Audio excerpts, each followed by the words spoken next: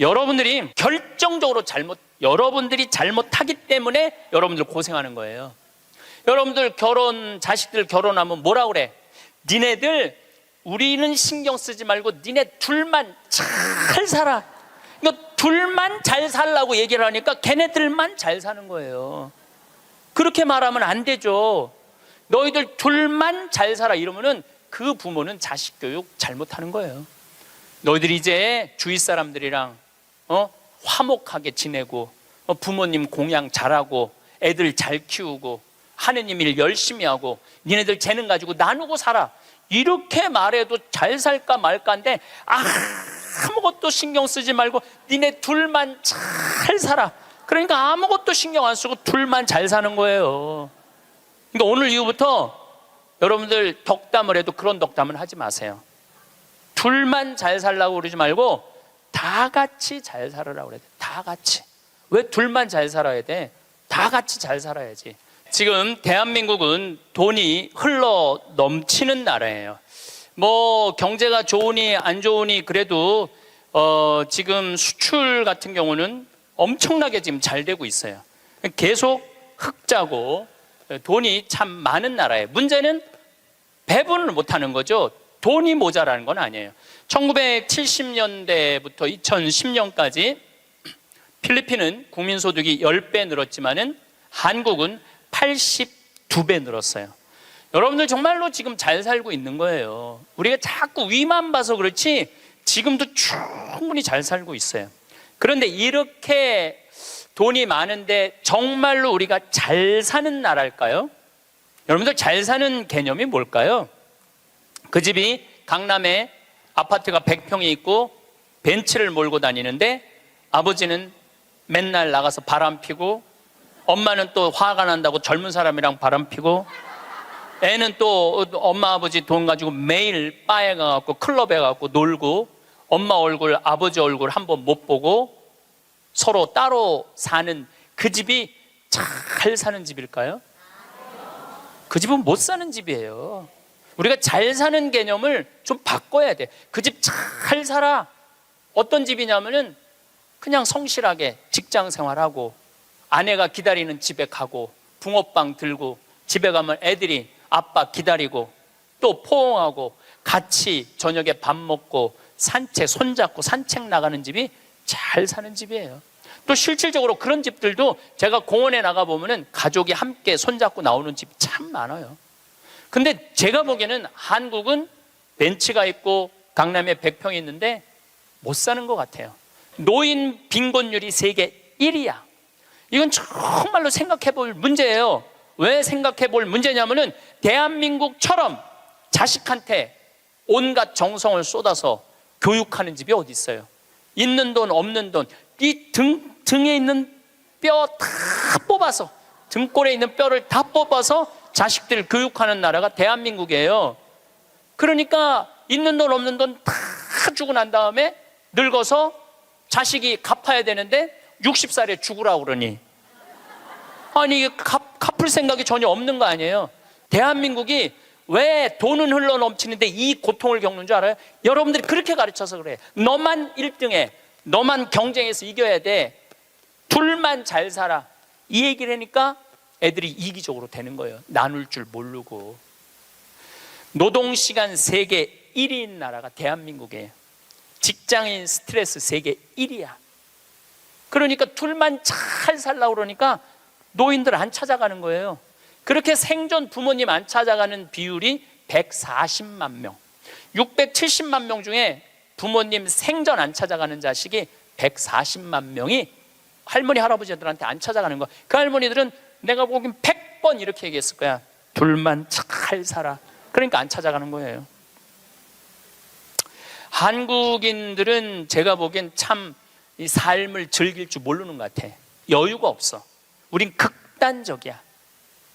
지난번에 그 대구 쪽에서 출마한 대통령 후보가 뭐라고 그랬냐면은 만약에 대구 지역에서 대통령을 배출해내지 못한다면은 우리는 전부 낙동강에 가서 빠져 죽어야 된다고. 여러분들, 민주주의의 꽃은 선거예요. 선거에 내가 참여할 수 있다는 건 즐거운 일이야. 그리고 당당한 경쟁자로 할 수 있다는 건 즐거운 일이야. 떨어졌으면은 당당하게 당선된 사람한테 축하한다고 그러고, 얼마나 선거운동을 하냐고 애썼어. 그러면 다 같이 낙동강에 가서 빠져 죽을 게 아니라 다 같이 낙동강에 가서 쉬어야지. 왜 빠져 죽어? 우리는 빠져 죽어야 돼. 떨어지면 빠져 죽어야 돼. 떨어지면 쉬어야 되는데 빠져 죽어야 돼. 그런데 이게 제가 보기에는 정치인들만 그러는 게 아니에요. 우리 집에서도 벌어지고 있어요. 너 이번에 대학 떨어지면 너하고 나하고 접시에 코 박고 죽자. 아니, 대학 떨어졌는데 왜 코 박고 죽어? 곧 대학 떨어진 게 뭐라고? 떨어질 수도 있는 거지. 하다가 보면은 죽을 일은 아니잖아요. 아니, 애가 초등학교 1학년, 유치원은 빼고 초등학교 1학년 때부터 고등학교 3학년 12년 동안 애쓴 거야. 그럼 떨어졌으면 애가 마음이 얼마나 상처가 됐겠어요. 그러면은 어차피 너 주려고, 대학 들어가면 주려고 등록금 500만 원 마련한 거 있는데 너 이거 갖고 유럽 배낭여행이나 갔다 와라. 훌훌 털어버리고. 그럼 애도 행복하고 엄마도 행복할 거 아니야. 근데 그 500만 원 놔두고 굳이 접시에 코 박고 죽어야 되냐 이거야. 그 500만 원을 멋있게 쓰면 되지. 근데 우리는 굳이 죽음까지 몰고 가요. 저는 세계적으로 조사를 해봤어요. 정치인들이 단식을 얼마나 하나. 간디가 단식한 거 빼고는 거의 단식 안 해요. 국회의원들은 협의하고 합의하고 토론하는 게 국회의원이지 단식하는 게 국회의원이 아니에요. 단식은 약자들이 할 수 있는 마지막 행동이에요. 종교인들, 노동자들이 할 수 있는 거지. 정치인들이 왜 단식을 해? 그 똑똑한 사람들이 서로 대화하고 합의하면 되지. 근데 우리는 그런 걸 배운 적이 없어. 1등만 배워갖고 합의하고 협의할 수가 없어요. 여러분들, 출세해야지 행복할까요? 꼭 출세해야 돼요? 돈이 많아야지 행복할까요? 그냥 지금 행복하면 안 돼? 내가 보기엔 여러분들이 제일 행복한 분들이에요.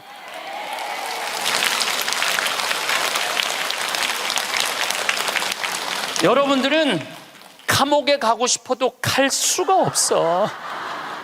누가 돈을 줘야지 감옥에 가볼까? 누가 돈을 줘야지. 누가 말을 사줘야지 감옥에 가볼까? 누가 말을 사줘야지. 돈 주는 사람도 없고 말 사주는 사람도 없고. 우리나라 역대 대통령들 한번 생각을 해봐. 이승만 대통령 초대 대통령이야. 그런데 한국에서 죽었어 못 죽었어요? 하와이에서 죽었어. 하와이에서 망명해갖고 대통령이.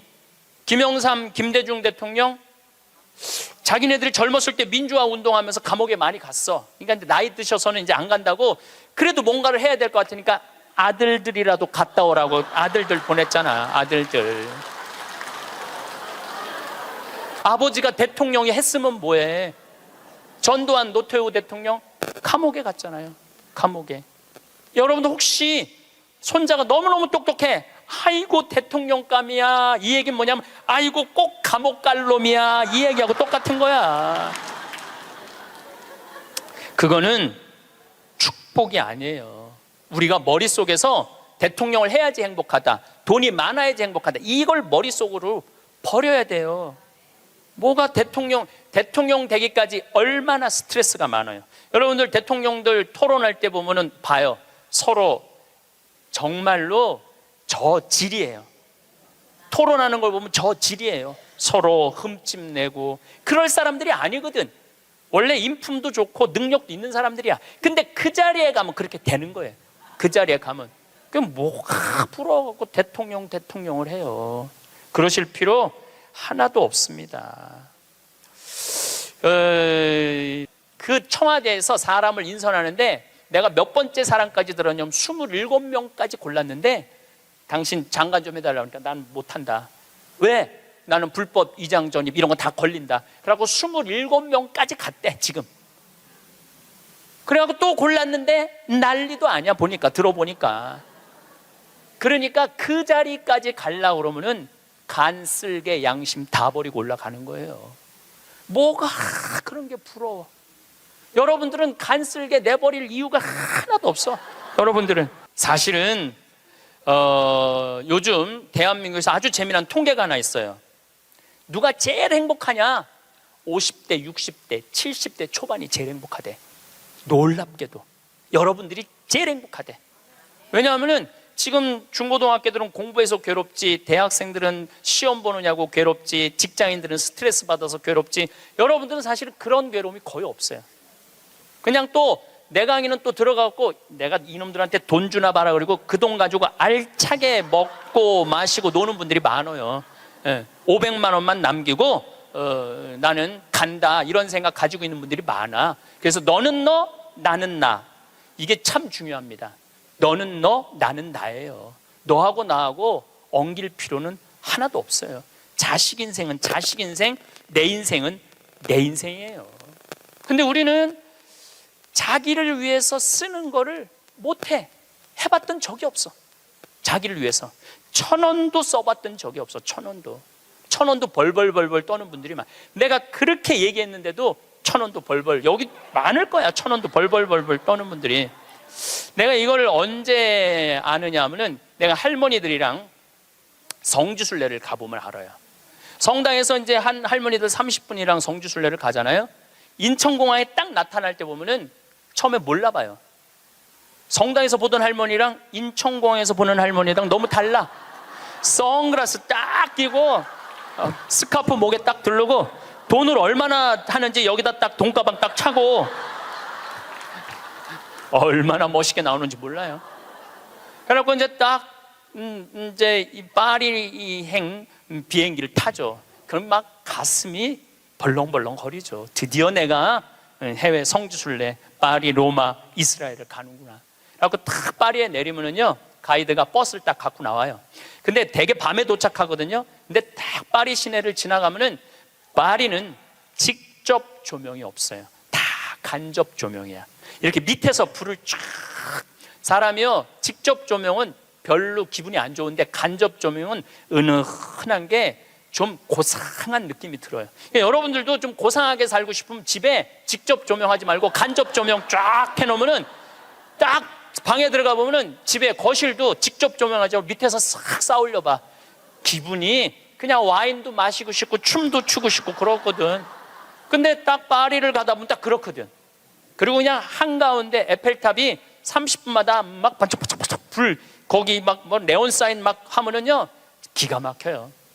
가이드가 그래요. 여기 예술의 도시 오신 거 환영한다고. 내일 아침은 뷔페에서 식사를 하시고 오전에는 모나리자 미소를 보러 루브르 박물관을 갈 거라고. 그리고 건너편에 에펠탑이 있는데 에펠탑에 가서 사진 한 장 찍고 점심 식사하시고는 몽마르트 언덕을 올라갈 거다. 몽마르트 언덕을. 저녁은 세느강에서 선상 파티를 하고 밤에는 세계에서 가장 비싼 거리 쌍젤리제 거리에서 와인을 한잔하고 호텔로 들어갈 거다. 내일 스케줄은 이렇다. 그럼 진짜 가슴이 막 벌렁벌렁거려.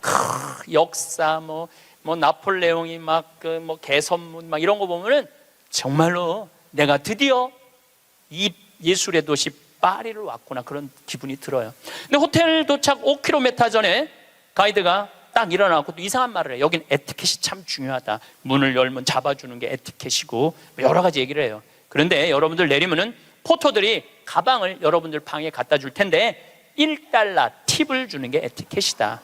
그리고 호텔에서 나올 때는 그 침대에다가 왜냐하면은 그 침대 청소하는 사람들은 월급이 없어요. 다 그 팁으로 사는 거예요. 다 이민자들이 하는 거니까 $1를 내려놓는 게 에티켓이다.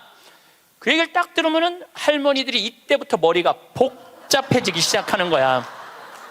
생각지 않았던 $2가 딱 튀어나온 거야. 생각지 않았던 $2가.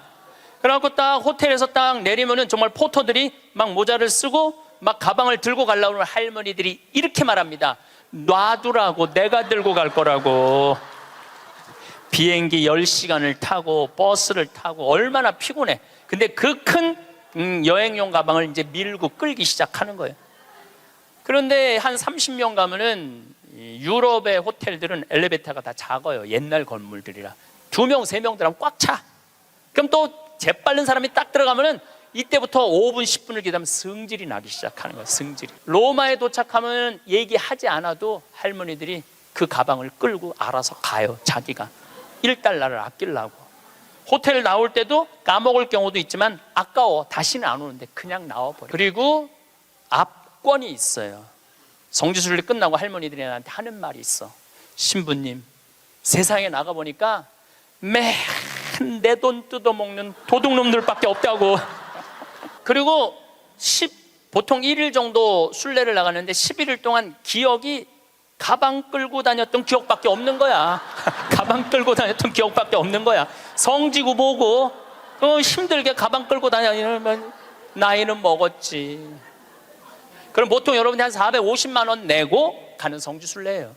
450만 원. 그러면은 하루에 2달러면은 10일이면 20달러야.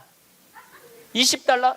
그게 뭐가 아깝다고. 그 1달러 때문에 벌벌 떨면서 놔두라고, 내가 들고 갈 거라고 그 무거운 가방을 그냥 1달러 주고 땡큐 땡큐 하면 얼마나 좋아. 그런데 문제는 자기를 위해서 1,000원도 써봤던 적이 없는 거예요.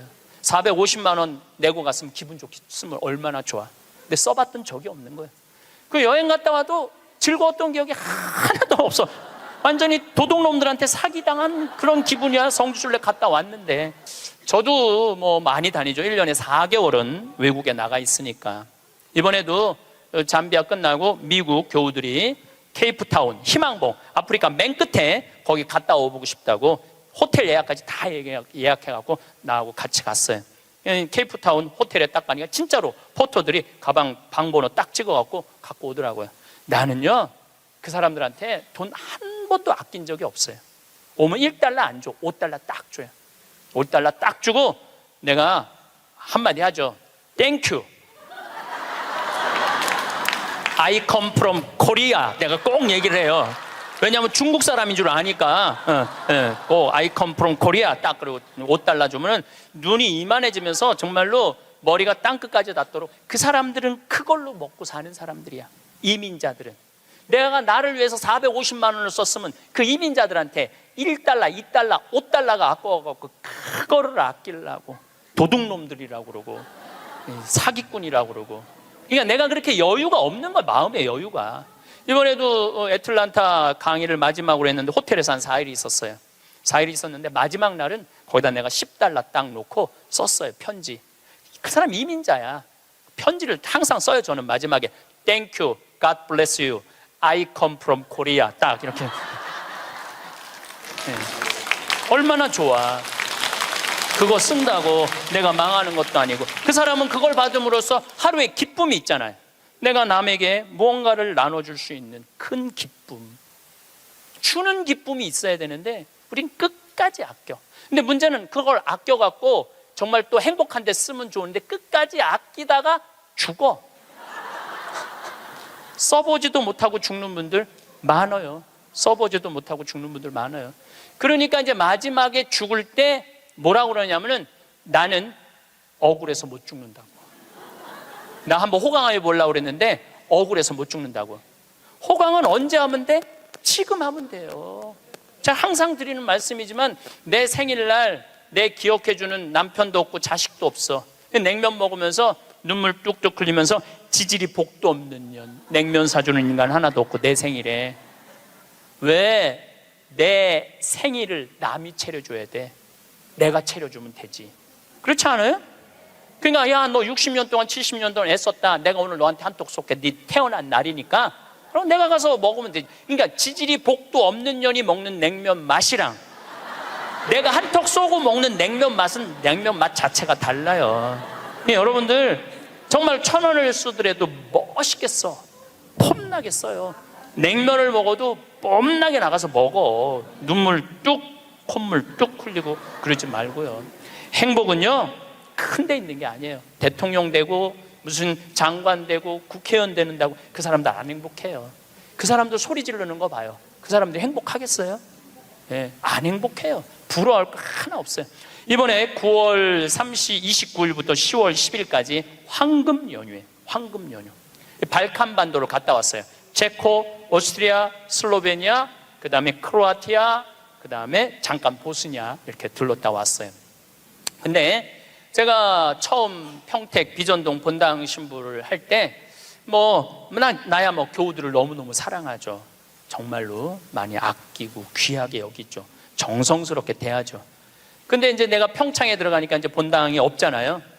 그 이제 연말만 되면은 나를 찾아오는 비전동 교우들이 있어. 그 나는 이제 연말이 되면 모든 에너지를 다 빼갖고 아무도 만나기 싫어. 와도 쳐다도 안 봐요. 세배하러 왔는데 무슨 세배냐고. 그런데 10년 동안 내가 보든 안 보든 자기네들끼리 밥 먹고 가도 10년 동안 변함없이 오는 친구들이 있어요. 근데 한 3년 전인가 4년 전에 또 세배라고 왔는데 내가 찬밥 대우를 했는데 마음이 좀 미안하더라고요. 근데 보통 저 같은 경우는 3년 4년 후까지 스케줄이 보통 이렇게 보거든요. 근데 4년 전에 보니까 2017년 딱 황금 연휴 10일이 딱 걸려 있더라고요. 그래서 정말로 평범한 친구들이에요. 야, 2004년 후에 황금 연휴 10일이 있다. 나하고 그때 내가 온전히 너희들하고 같이 여행 갈게. 그랬더니 이 친구들 한 30명이 한 달에 20만 원씩 3년 동안 개를 모았어. 그러니까 한 달에 20만 원이면 240만 원에 거의 700만 원을 모은 거예요. 여행비는 한 400만 원밖에 안 되는데. 그래갖고 이번에 여행을 갔다 왔어요.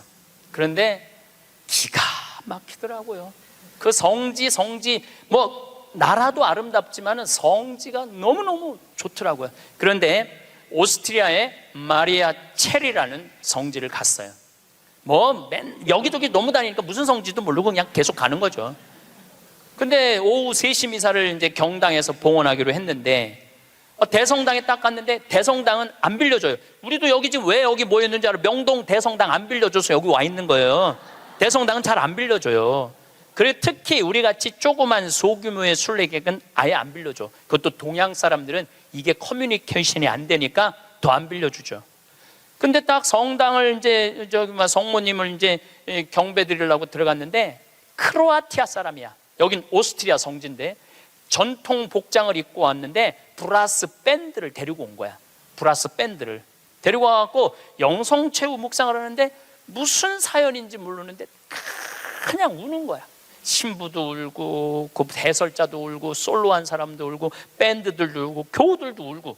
근데 그 음악을 연주하는데 너무 아름답더라고요.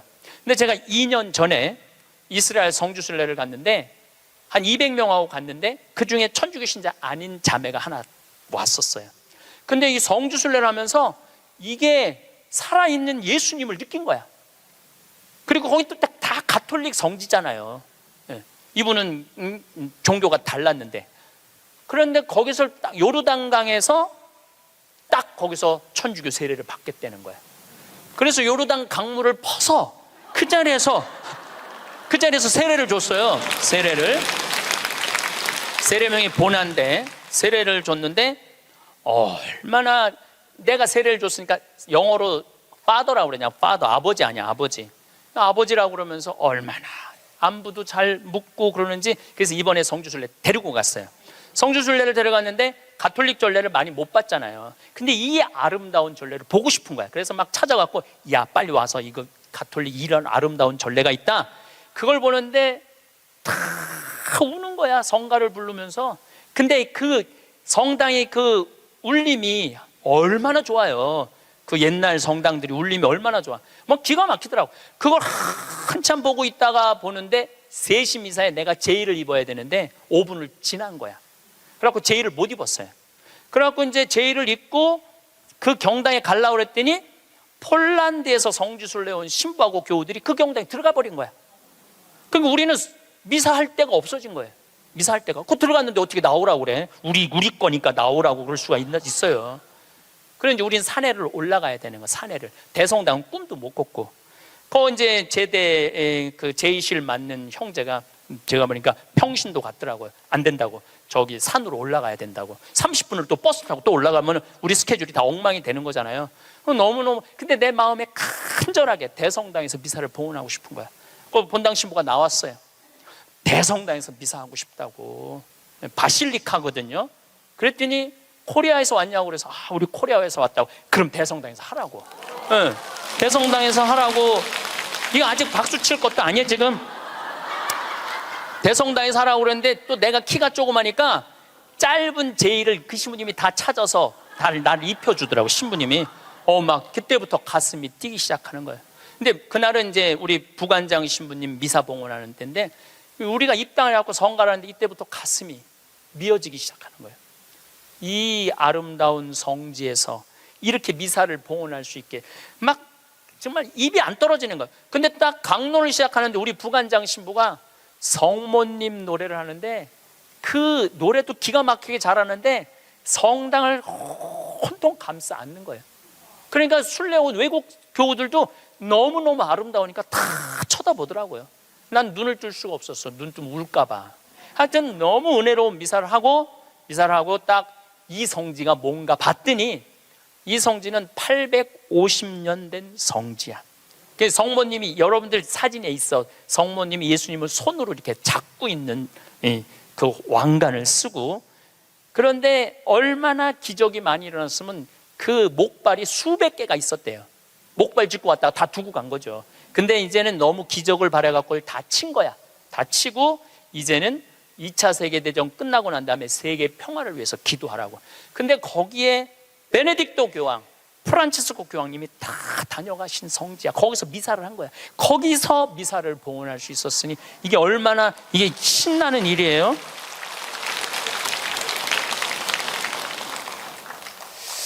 저는 그 은혜로운 미사를 봉헌하고, 물론 그 성당뿐만 아니라 곳곳의 성당에서 미사할 때마다 은혜를 너무나 많이 받았어요. 그런데 그 나하고 같이 30명이 성주순례를 갔는데, 거기 있는 분들은 다 일반 직장인들이야. 그냥 직장인들.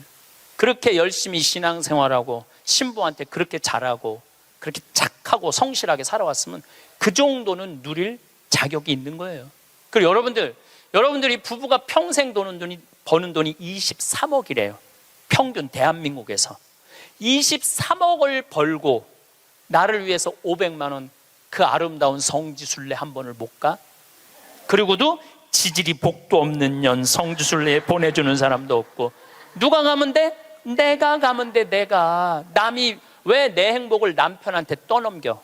왜 내 행복을 자식한테 떠넘겨? 내 행복의 주인공은 누구야? 나야. 내가 나를 행복하게 해주면 돼요. 내가. 남한테 바랄 거 하나 없어. 섭섭할 것도 하나 없어요. 저는 이 가장 잔인한 부모가 자식 판검사 만드는 부모가 가장 잔인하다고 생각해요. 여러분들 판검사 되려고 그러면요, 태어나서부터 공부하기 시작해야 돼. 얘네들 태어나서부터 누워있으면 기역, 니은, 디귿, 리을 돌아가야 돼. 얘네들은. 그리고 초등학교, 중고등학교 때 해가 뜨는지 달이 뜨는지 모르고 살아야 돼요. 여러분들 그 특목고 들어가려고 그러면 새벽 2시, 3시까지 공부해요. 학원에서 그렇게 시켜요. 그렇게 공부를 해야 돼. 그러니까 얘네들은 행복이 뭔지 잘 모르는 애들이야. 그리고 엄마 나 좀 놀러 좀 갈 거야. 친구들하고 이번 토요일. 이놈의 새끼야, 네가 놀러 갈 시간이 어디 있어. 너 공부 열심히 해서 서울대학 들어가갖고 삼성에 취직해서 그때부터 너 행복해. 여러분들 1살부터 30살까지 안 행복한 애가 삼성에 들어가는 날부터 행복할까요? 저는 그런 일은 없다고 생각해요. 그냥 쭉 행복한 애가 행복하게 사는 거예요. 공부해갖고 좋은 자리에 가갖고 행복할 수가 없는 거예요. 그러면은 대학교 들어가갖고 사법고시 시험 본다 그러면은요, 정말로 코피 터져가면서 일해야 돼. 공부해야 돼요. 엉덩이에 땀띠 나면서 공부해야 돼. 그래갖고 사법고시를 합격을 했어. 보통 1000명 정도 뽑거든요. 많이 안 뽑을 때는 500명 뽑고, 연수원에서. 그럼 사법고시 합격했다고 다 판검사 되는 게 아니에요. 1등부터 100등까지 판사, 100등부터 200등까지 검사, 200등부터 1000등까지 변호사야. 변호사 중에 반 이상은 지금 300만 원도 못 번대요.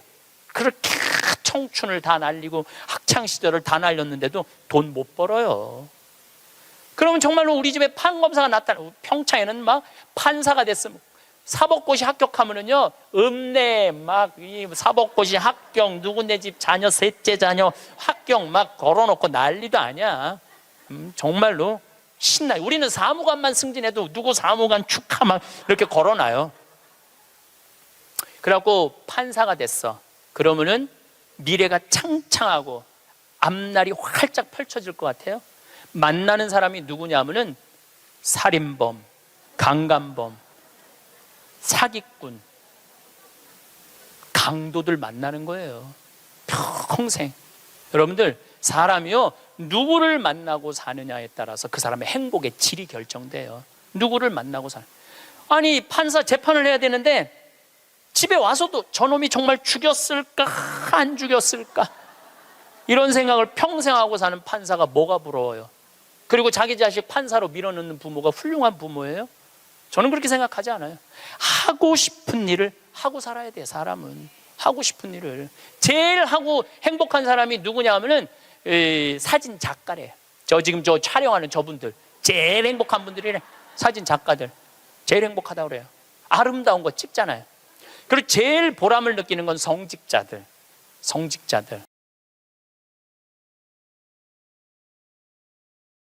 신부님 때문에 술 끊었어요. 신부님 때문에 우울증 고쳐졌어요.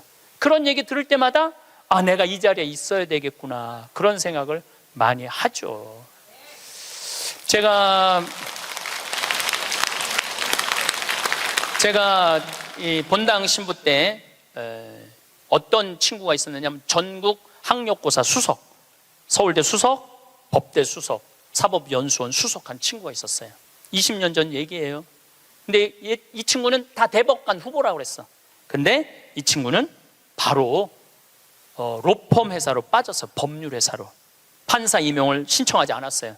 왜 법률 회사로 빠졌느냐? 그랬더니 하는 말이, 신부님, 소신 재판할 자신이 없습니다. 소신 재판할 자신이 없습니다. 자, 여기서 우리가 이거 묵상거리입니다. 어떤 묵상거리냐 하면은, 그 똑똑한 애들이, 그 능력 있는 애들이 판사가 돼갖고요, 위에 눈치 봐가면서 재판하는 거예요. 그것처럼 잔인한 일이 어디 있어요? 대개 또 정치 판사가 되면은 내가 이명박 줄에 서야 되느냐, 박근혜 줄에 서야 되느냐, 문재인 줄에 서야 되느냐, 이러고 사는 거예요. 여러분들이 그런 고민해요? 내가 이명박 줄에 서야 되느냐, 박근혜 줄에 서야 되느냐, 문재인 줄에 서야 되느냐? 그들의 고뇌에 비하면 여러분들은 행복한 고민하는 거예요. 부러워할 게 뭐 있어? 그러니까 유럽에 내가 그 친구들하고도 얘기를 좀 해보면요, 이 뭐라 그래? 이거 식당에서 이 서빙하는 사람도요, 자기는 이 일이 좋다는 거예요. 나는 이거 하고 여행도 다니고 난 너무너무 즐겁다는 거. 어떠냐면 내가 손님들한테 대접하고 팁 받고 나 행복하게 살고. 그러니까 유럽은 가면 할머니 할아버지 서빙들이 많아요. 할아버지들이 멋있게 넥타이 매고. 근데 우리나라에서는 60된 할아버지가 서빙하면은 저 늙어갖고 저 뭐 하는 짓이냐고, 이제까지. 그러니까 제가 말한 너는 너, 나는 나야. 그냥 나 생긴 대로 살면은 되는 거야. 뭐 그렇게 남을 부러워할 게 뭐 있어요? 제가 우리 생태마을에 직원이 하나 있어요. 뉴욕에서 온 직원인데, 뭐 중국어도 잘하고 영어도 잘하고 일본어도 잘하고 저한테 많은 도움을 주죠. 근데 그 아들이 하나 있는데, 이 아들이 메리앤 첫 고등학교를 나왔어요. 케네디가 나온 고등학교에. 이 학교는 등록금이 1년에 고등학교인데 1억이야. 1년 등록금이 1억. 그러니까 보통 사람들은 못 가는 학교죠. 되게 중동의 귀족들, 왕족들, 미국의 최고 돈 많은 애들이 오는 거예요. 이 학교는 애들이 학교 올 때 자가용 타고 안 온대요. 비행기 타고 오지. 무슨 자가용이야. 근데 이 140년 된 학교인데, 우리 그 아들이 그 메리앤 첫 고등학교에 동양인 최초로 학생 회장이 됐어요. 그리고 얘는 콜롬비아 대학 4년 전액 장학생으로 졸업을 했어. 집이 망해갖고 전액 장학생 졸업했어. 얘는 이제 월가에 가면은 돈방석에 앉는 애예요. 왜 돈방석에 앉느냐면, 그 많은 친구들한테 야, 여기 펀드 좀 넣어라. 그러면은 수백만 달러를 벌 수 있는 애래요. 원래 그렇게 간대, 걔네들 그 코스가. 근데 얘는 한국에 평창에 와서 아버지한테 한다는 소리가, 아버지, 나 연극하고 싶어. 지금 집이 망해갖고 돈 벌어도 현찰을 판국인데 또 연극을 한다는 거예요. 근데 저는 제 주위에 있는 모든 사람들한테 똑같이 하는 얘기가 있어요. 인생은 하고 싶은 걸 하고 살아야 된다. 여기 계신 분들은 하고 싶은 거 못 하고 살았어요. 왜? 여기 50, 60, 70대, 특히 60, 70대 여기 우리 자매님들은 대학 가고 싶어도 네가 무슨 대학이야, 오빠가 가야지. 남동생이 가야지. 그래서 희생당하고 그 다음에 공장에 가고 돈 벌어. 힘들어도 다 집안을 위해서 희생하고 살았어. 그때는 못 살 때였어요. 근데 지금은 다 잘 살아. 정말로 잘 살아요. 대한민국. 물론 못 사는 사람들도 있지, 못 사는 사람들도 있지만 대체적으로 보면 다 잘 살아요. 다 잘 살아. 아무리 못 살아도 집에 자가용 하나씩 다 있어. 잠비아에서는 꿈도 못 꾸는 그만큼 잘 살고 있어요, 여러분들. 그러니까 마음대로 하고 싶은 대로 해도 되는 나라예요, 이제. 그래서 해라 라고 얘는 NYU, 조지 클루니라는 영화 배우가 졸업한 유명한 뉴욕 주립대학교 대학원을 갔어요. 영국 영화학과. 그리고 2년을 학교를 다녔죠. 그리고 졸업을 작년 5월 달에 했어요. 그러니까 이제는 뭐를 해야 돼? 연주를 해야 될 거 아니야. 오디션을 봤는데 시카고에서 조지 해밀턴이라는 뮤지컬이 있어요. 해밀턴은 미국의 독립 아버지야. 3인의 독립 아버지야. 시카고에서 6개월 동안 했는데 1800석 6개월 전석 매진이래요. 근데 얘가 오디션을 봤는데 뭐에 됐느냐면 조연의 대타. 조연이 아프면은 나가서 하는 대타로 됐어요. 근데 조연의 대타도 대단한 거죠. 왜냐하면은 6개월 동안 받는 돈이 10만 달러니까 1억이니까 1억. 조연의 대타도 1억. 조연의 대타도 6개월을 끝났어. 그러니까 또 오디션을 또 봐야 될 거 아니에요. 이번에 이 친구가 5월 달 끝날 때쯤 오디션을 봤는데 이번에는 바로 브로드웨이에 가갖고 줄리 테이머 감독이라고 있어요. 이 사람은 누군지 모르죠? 스파이더맨은 알죠? 스파이더맨 만든 감독이에요. 그 다음에 라이언 킹 제작한 감독이에요. 세계적인 감독이죠. 이 감독이 이번에 M 버터플라이라는 연극을 하는데 거기에 주연으로 캐스팅이 됐어요. 주연으로 한국인 최초로 캐스팅이 됐는데 이 지난 10월 27일 며칠 전에 첫 공연을 했어요. 아버지가 갔다 왔어. 사진, 사인도 나한테 해서 다 보냈더라고요.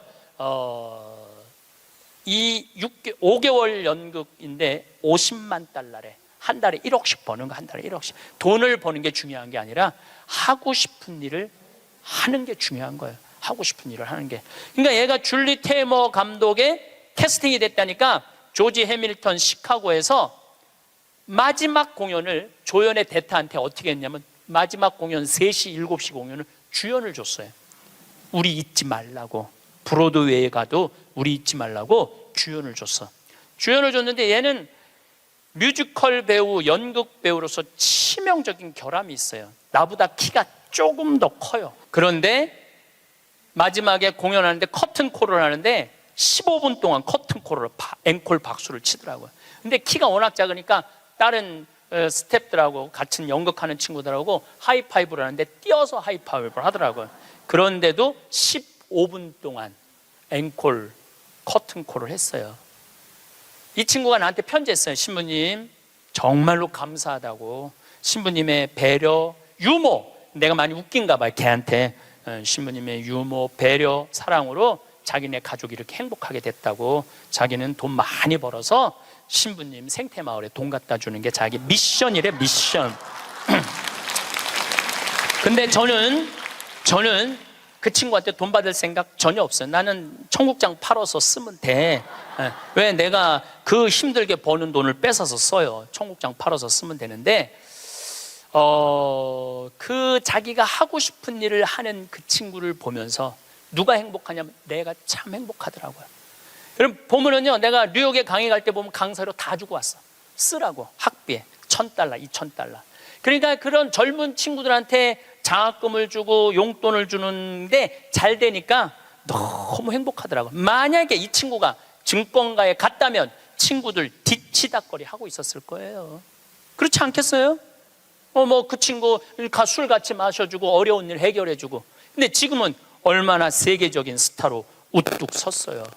그러니까 인생은요, 하고 싶은 걸 하고 살아요. 우리의 삶은 마치 긴 강물과 같습니다. 때로는 세차게 흘러가고 때로는 잔잔하게 흐며 수많은 풍경을 지나 지금 이곳에 이르렀습니다. 봄의 여린 새싹이 여름의 짙은 녹음을 지나 가을의 풍요로운 빛깔로 물들고 이내 겨울의 고요함 속으로 접어들듯 우리의 인생에도 저마다의 계절이 있었습니다. 문득 창밖을 바라봅니다. 세상은 참으로 분주하게 움직입니다. 더 높이, 더 빨리, 더 많이 가지려는 소리들로 가득합니다. 마치 모두가 무언가를 놓칠세라 바삐 달려가는 듯 보입니다. 우리는 한평생 참으로 열심히 살아왔습니다. 흙먼지 날리는 길을 묵묵히 걸었고 거친 파도가 몰아치는 바다를 꿋꿋이 건너왔습니다. 그 결과 세상은 이전과 비교할 수 없을 만큼 풍요로워졌습니다. 높은 건물들이 숲을 이루고 밤에도 대나처럼 거리가 환합니다. 먹을 것이 부족했던 시절은 이제 아득한 예시하기가 됐습니다. 그런데 마음 한구석이 왜 이따금 텅 빈 것처럼 느껴지는 것일까요? 모든 것이 넘쳐나는 세상 속에서 우리는 진정으로 행복한 것일까요? 손에는 많은 것을 쥐고 있지만 정작 마음은 허전하고 불안한 날들이 있습니다. 우리는 무엇을 위해 그토록 치열하게 달려온 것인지 문득 걸음을 멈추고 생각하게 됩니다. 우리는 행복이 저 멀리 어딘가에 있는 것이라 믿었습니다. 좋은 집, 번듯한 자식, 남들이 부러워하는 무언가를 손에 넣으면 행복이 찾아올 것이라 생각했습니다. 그래서 나 자신을 돌보기보다는 가족을 위해, 더 나은 내일을 위해 오늘의 나를 희생하며 살아왔습니다. 내 입에 들어가는 것 하나 아껴가며 자식들 입에 넣어주었고 달아빠진 내 옷은 그대로 둔 채 자식들의 새 옷을 사주며 기뻐했습니다. 그것이 부모의 역할이고 삶의 당연한 도리라 믿었습니다. 하지만 그렇게 모든 것을 바쳐 키운 자식들이 다 성장하고 둥지를 떠나가니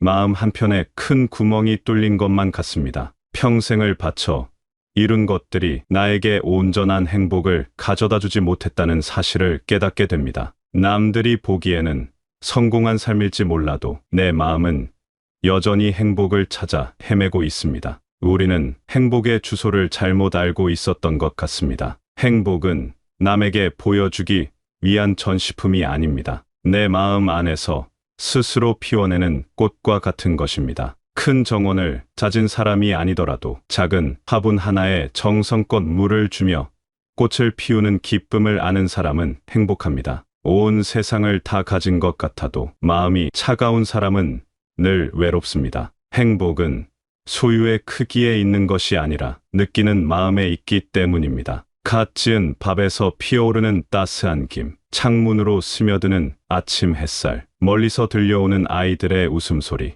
우리의 일상 속에는 이처럼 작지만 소중한 행복의 조각들이 숨어 있습니다. 우리는 그동안 너무 큰 것만을 바라보느라 발밑에 놓인 보석들을 미처 발견하지 못하고 살아온 것은 아닐까요? 이제는 시선을 밖이 아닌 안으로 돌려야 할 때입니다. 내 마음의 소리에 귀를 기울여야 합니다. 내가 진정으로 원하는 것이 무엇인지, 무엇을 할 때 내 마음이 기쁨으로 채워지는지 스스로에게 물어야 합니다. 어떤 이는 낡은 서랍 속에서 오래된 사진 한 장을 발견하고 행복을 느낍니다. 사진 속에 앳된 자신의 모습을 보며 잊고 있던 꿈과 순수했던 시절을 떠올립니다. 또 어떤 이는 조용한 오후에 좋아하는 음악을 들으며 행복을 느낍니다. 선율 하나하나가 마음을 어루만져주고 세상의 모든 시름을 잠시 잊게 해줍니다. 차 한 잔을 마시는 작은 행위에도 집중해봅니다. 찻주전자에 물이 끓는 소리, 차시피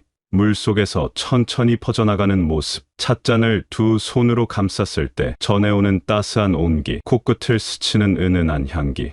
이 모든 과정 하나하나를 음미하다 보면 번잡했던 마음이 차분하게 가라앉는 것을 느낍니다. 바로 이 순간 여기에 행복이 있습니다. 행복은 거창한 계획이나 목표를 달성해야만 얻을 수 있는 것이 아닙니다. 오히려 아주 사소하고 일상적인 순간에 깃들어 있습니다. 우리는 남들에게 훌륭한 사람으로 보이기 위해 애쓰느라 나 자신에게 행복한 사람이 되는 법을 잊어버렸습니다. 판사나 의사가 되어야만 성공한 삶이 아닙니다. 남들이 알아주지 않아도 자신이 좋아하는 일을 하며 조용히 살아가는 삶 속에도 큰 기쁨과 보람이 있습니다. 흙을 만지는 농부의 거친 손마디에, 작은 가게를 정성껏 가꾸는 주인의 땀방울에, 손주에게 예시하기를 들려주는 할머니의 미소 속에 진짜 행복이 빛나고 있습니다. 우리는 종종 극단적인 생각에 사로잡히곤 합니다. 이것이 아니면 안 된다는 생각, 반드시 1등을 해야 한다는 믿음이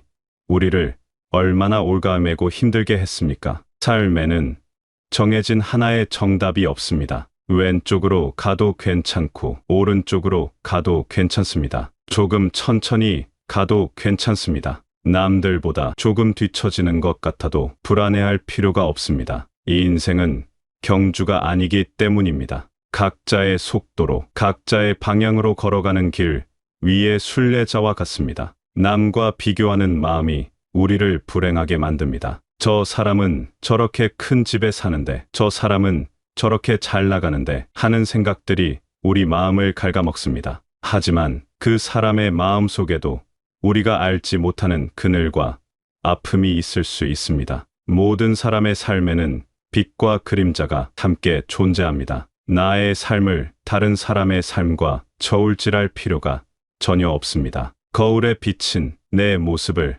가만히 들여다봅니다. 깊어진 주름과 희끗희끗해진 머리카락이 세월의 흐름을 말해줍니다. 하지만 이것은 퇴락의 흔적이 아니라 내가 살아온 날들의 기록이자 훈장입니다. 나의 삶은 그 자체로 유일하고 소중한 이야기입니다. 이제는 나 자신을 위해 돈과 시간을 쓰는 것을 아까워하지 말아야 합니다. 평생 가족을 위해, 남을 위해 살아왔다면 이제 남은 시간은 온전히 나를 위해 써야 합니다. 가보고 싶었던 곳이 있다면 떠나보십시오. 배우고 싶었던 것이 있다면 시작해 보십시오. 단돈 1,000원짜리 커피 한 잔이라도 나 자신을 위해 쓸 때 그 가치는 10,000원, 10만 원이 될 수 있습니다. 나를 귀하게 대접할 때 세상도 나를 귀하게 여겨줍니다. 나눔의 기쁨 또한 잊지 말아야 합니다. 나눔이란 꼭 물질적인 것만을 의미하지 않습니다.